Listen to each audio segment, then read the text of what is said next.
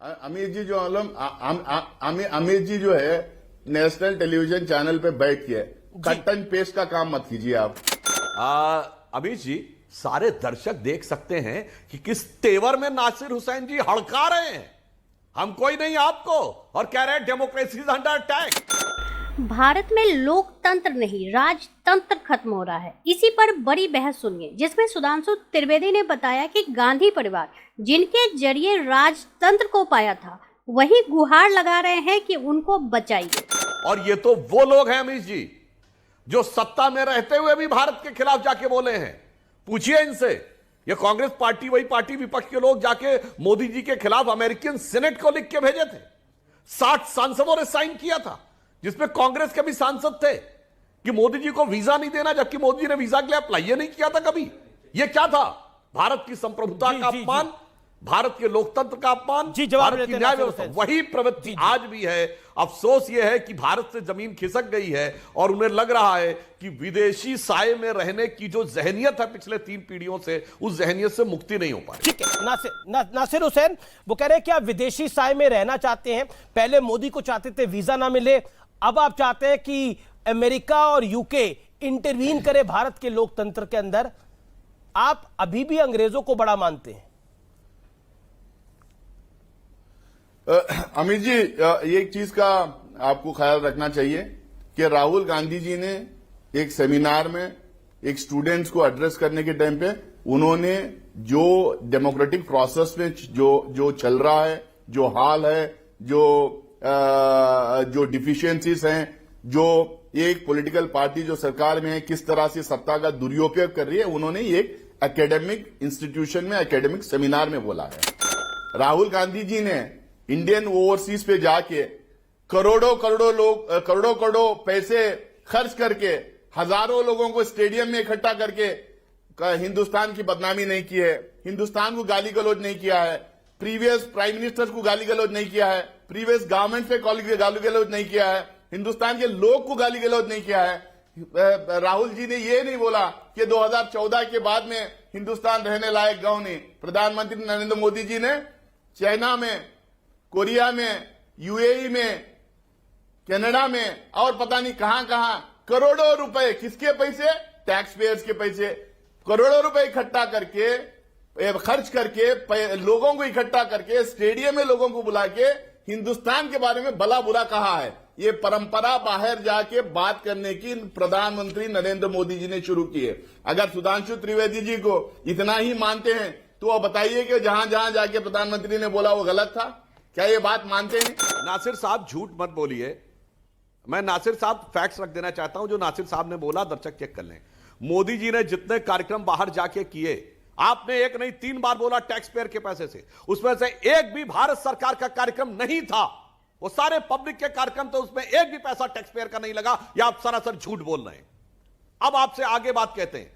अदानी को तो लेके जाके अदानी को तो आपने हवाई जहाज में बिठा के लेके गए थे, किसका पैसा था वो? या केस विड्रॉ कर लिया? सारे पूरे दुनिया भर में अदानी को ले जाके जो ठेका दिलवाए, जो कॉन्ट्रैक्ट दिलवाए, वो किसका पैसा था? वो करने लगे टैक्स पेयर मनी नहीं था वो। फिर कहेंगे डेमोक्रेसी नहीं है, टैक्स पेयर मनी नहीं था। भाई आपका नाम जनाब सब मैंने शांति से सुना ना, मैंने शांति से सुना ना, तो आप भी शांति सुन लीजिए। आप बताइए ना, अदानी को लेके गया नहीं गया? अदानी को लेके गया नहीं गया?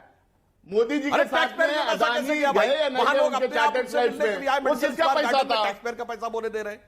या तो ये बताइए कि अदानी जी के हवाई जहाज में मोदी जी गए थे उनके पैसों में? ओहो, क्या तरीका डिस्टर्बेंस करने का। अब मैं ये कह रहा हूं कि जो आप कह रहे हैं, कि मैं चुनौती से कहता हूं, हमारे गलत बोलेंगे तो बोलूंगा ना मैं। केस खत्म कर दिया हो। एक नेता बताइए जिसका हमने केस विड्रॉ किया हो। आपने केस विड्रॉ किया। दर्शकों से कहता हूं आज जाके चेक करिए। 2013 में डीएमके के नेताओं के ऊपर सीबीआई ने केस विड्रॉ कर दिया था। उस क्लोजर रिपोर्ट को आके कोर्ट ने कहा है कि हां भाई क्लोजर था, वो मान लिया गया, वो केस क्लोज था। अब आके डिस्टर्बेंस करने लगे बात की बात में। और मैं पूछना चाहता हूं, ये राहुल गांधी जी को किस हैसियत से विदेश से बुलाया गया है? वो कांग्रेस के अध्यक्ष हैं, नेता प्रतिपक्ष हैं, सांसद हैं, किसने बुलाया है? आपके पैसा कांग्रेस ने दिया है या वहां के संस्थानों ने दिया है? क्यों अगर वहां के संस्थानों ने दिया है तो किस लिए दिया है? अरे भाई जलन की क्या बात है? जलन तो आप लोगों क्या हो रही होगी कि क्या करे अध्यक्ष पद से हटने के बाद भी। अमीर जी जो है नेशनल टेलीविजन चैनल पे बैठ के कट एंड पेस्ट का काम मत कीजिए आप। पूरी जो है, पूरी उनका पूरा जो बहस था, पूरा उनका जो डिबेट था, पूरी उनका जो बयान था, आप टीवी चैनल पे चलाइए। एक दूसरा जो है, जब बात करने के टाइम पे क्या बात करते हैं उसमें से कट एंड पेस्ट करके डिबेट चलाने से अगर मैं जो उनको भाषण इंडियन डेमोक्रेसी, मेरी बात सुनो ना यार आप भैया अमित जी, आप क्यों उनके तरफ से बात कर रहे हैं? आपने बोला कि आप भाषण को कट पेस्ट करके कर रहे हैं। मैंने आपसे मैं बड़ा सरल सवाल पर्सन बन गए हैं, थोड़ा मेरी बात तो सुनो। मैं तो बड़ा सरल सवाल आपसे पूछ रहा हूं, राहुल जी ने ये बोला था कि नहीं बोला था? नहीं, सवाल पहले हमें अमित जी, ये यस और नो का डिबेट नहीं, ये ऑब्जेक्टिव आंसर क्वेश्चन आंसर का सेशन नहीं ले रहे हो तुम मेरा बैठ के वहां पर। आप जो हम डिबेट करवा रहे हैं, सवाल पूछे जवाब देता हूं। जवाब बोला था कि नहीं बोला था? नहीं, कहां पूछ रहे हैं सवाल, ना जवाब ले रहे हैं आप, बीच बीच में कट करके फिर तुरंत आ जा रहे हैं। जब बीजेपी की स्पोक्स पर्सन बात कर रहे थे, आपने इंटरव्यू किया? अभी तो आप ही बोल रहे हैं, तब से जब से आप आए हैं आप ही बोल रहे हैं, वो तो बोले ही नहीं अभी तक। तो आप इंटरव्यू करेंगे तो मैं बोल ही नहीं पाऊंगा ना, तो थोड़ा धैर्य रखिए। मैं आपको 50 सेकंड और दे रहा हूं, आप बताइए राहुल जी ने बोला कि नहीं? राहुल जी ने ये जरूर कहा कि Indian democracy is under attack. Amit ji, सारे दर्शक देख सकते हैं कि किस तेवर में नासिर हुसैन जी हड़का रहे हैं, हम कोई नहीं आपको, और कह रहे हैं डेमोक्रेसी इज अंडर अटैक।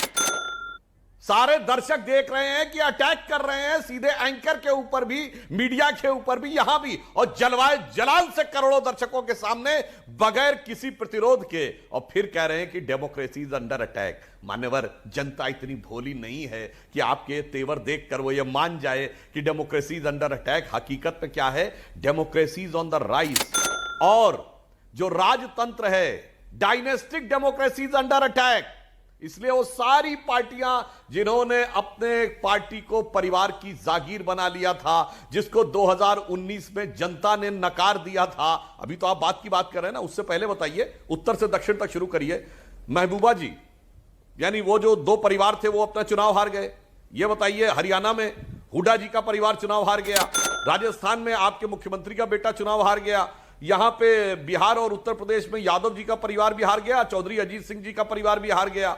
और आइए दक्षिण भारत में तो टीडीपी के नेता हो या तेलंगाना राष्ट्र समिति के नेता हो या आपके यहां देवगौड़ा जी की पार्टी के नेता, वो चुनाव हार गए। और सबसे बड़े तो आपके अजीम शान लीडर राजीव गांधी जी चुनाव हार गए। जरा उत्तर से दक्षिण तक जनता ने परिवार को नकार दिया, तो ये लोकतंत्र नहीं, राजतंत्र खत्म हो रहा है और लोकतंत्र का उदय हो रहा है, ये उनके दिल में नहीं आ रहा। इसलिए जिनके सरमाए में रहकर राजतंत्र पाया था, जिनकी दामने रहमत पर रह के वो राजतंत्र पाया था, उन अंग्रेजों के आगे जाकर गुहार लगाई जा रही है कि वहां से आकर हमको बचाइए। राहुल गांधी को लेकर सदन के दोनों सदनों में लगातार दूसरे दिन भी हंगामा जारी है। बीजेपी जहां राहुल से माफी की मांग कर रही है, वहीं कांग्रेस इस बात पे अड़ी है कि राहुल गांधी क्यों माफी मांगेंगे। इसी पर केंद्रीय मंत्री अनुराग ठाकुर ने मंगलवार को राहुल गांधी पर निशाना साधा। ठाकुर ने कहा कि लोकसभा में कांग्रेस सांसद की उपस्थिति अन्य सांसदों के औसत उपस्थिति से भी कम है और वो विदेश में जाकर कहते हैं कि उन्हें बोलने नहीं दिया जाता। ये देश का अपमान है, उन्हें संसद में आकर माफी मांगनी चाहिए।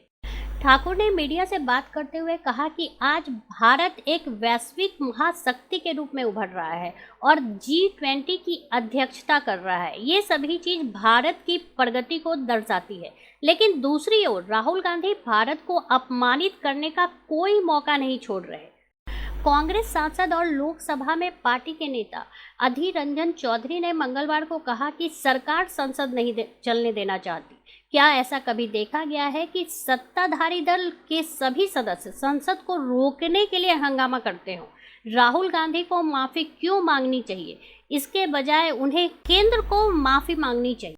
वहीं कांग्रेस सांसद शशि थरूर ने भी राहुल का बचाव किया। थरूर ने कहा कि राहुल ने कैम्ब्रिज यूनिवर्सिटी में ऐसा कुछ नहीं कहा जिसके लिए माफी की जरूरत हो। उन्होंने केंद्र सरकार की कार्यप्रणाली पर सवाल उठाया है। प्रधानमंत्री ने विदेशों में राहुल से कहीं ज्यादा बढ़कर बयान दिए हैं। विदेशों में इस तरह की चर्चाओं की शुरुआत भाजपा ने की है, कांग्रेस ने नहीं। राहुल गांधी को सदन में माफी मांगनी चाहिए या नहीं, इस पर आपके क्या विचार हैं, हमें जरूर बताएं। हमारे साथ जुड़े रहने के लिए हमारे चैनल को लाइक एंड सब्सक्राइब करना ना भूलें।